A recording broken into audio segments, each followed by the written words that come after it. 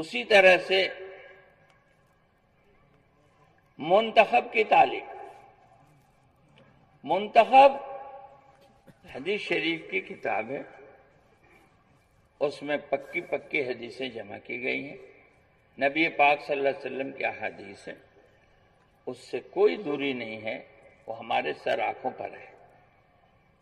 اس کتاب یا اس کی حدیثوں کی طرف سے دل برا کریں گے تو ایمان چلا جائے گا، اس سے مطلب نہیں ہے۔ مطلب یہ ہے، علماء جانتے ہیں ہر زمانے میں محدثین کرام نے، ہر زمانے کے محدثین کرام نے، ان میں سے بعضوں نے اپنے اپنے زمانے میں فضائل کی حدیثوں کے جمع کرنے کا اہتمام کیا ہے، ہر زمانے میں ہوا ہے۔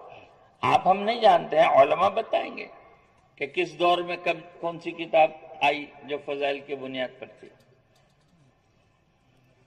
فضائل اعمال جس کی تعلیم ہم کرتے ہیں، اس کو مولانا الیاس صاحب رحمۃ اللہ علیہ نے حضرت شیخ پر تقاضا کر کے مرتب کروایا، چھوٹے چھوٹے رسائل۔ اس کے شروع میں شیخ نے لکھا بھی ہے اس کو کہ چچا جان نے کتنا زور ڈال کے جمع کرایا۔ اور بھی کتابیں ہیں، حضرت تھانوی رحمۃ اللہ علیہ کے جزاء الاعمال ہے، یہ بھی فضائل کی کتاب ہے۔ اور مولانا منظور نعمانی صاحب کی معارف الحدیث ہے، یہ بھی فضائل کی کتاب ہے۔ اسی طرح سے ریاض الصالحین فضائل کی کتاب ہے، اور بھی فضائل کی کتابیں۔ خود حضرت جی مولانا انعام الحسن صاحب کی کتاب ہے 2 جلدوں میں، ابواب منتخبہ، وہ بھی فضائل کی کتاب ہے۔ اب یہ تمام فضائل کی کتابیں اگر نصاب میں داخل کر دی جائیں تو جماعتوں کو لائبریری لے کے چلنا پڑے گا۔ سوچو آپ، فضائل کی کتابیں تو ہر دور کی ہیں، پڑھنے لکھنے والے لوگ جانتے ہیں، علماء جانتے ہیں، اسکول کالج والے بھی جانتے ہیں کہ نصاب کی کتاب ایک ہوتی ہے، مطالعے کی کتابیں ساری لائبریری ہے، جتنا پڑھنا چاہو پڑھو۔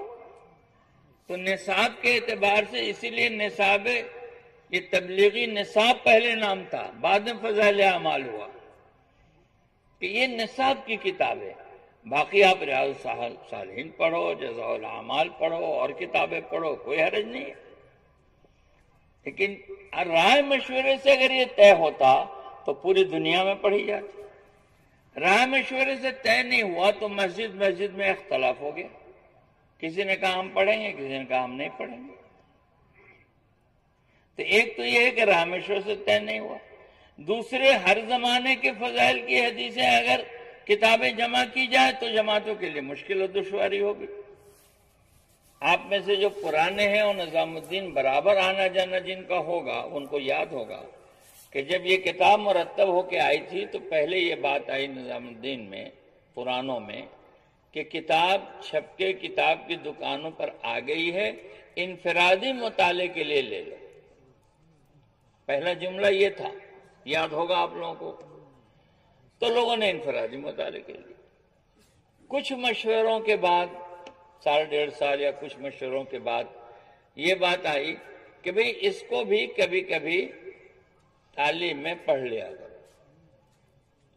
پھر کچھ دنوں کے بعد یہ بات آئی کہ بھئی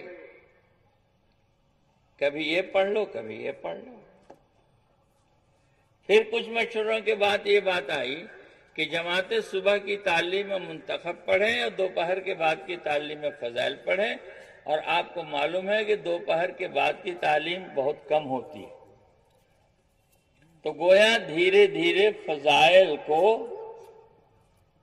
ہٹا کر کے اس کو سامنے لا دینا، آہستہ آہستہ، جیسے 2.5 گھنٹے کو ختم کر کے اس کو لا دینا۔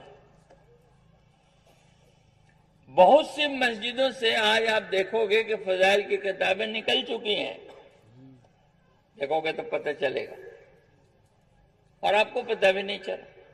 اس سے اختلاف نہیں ہے، بات یہ ہے کہ جو کچھ بھی ہوا مشورے سے ہونا چاہیے۔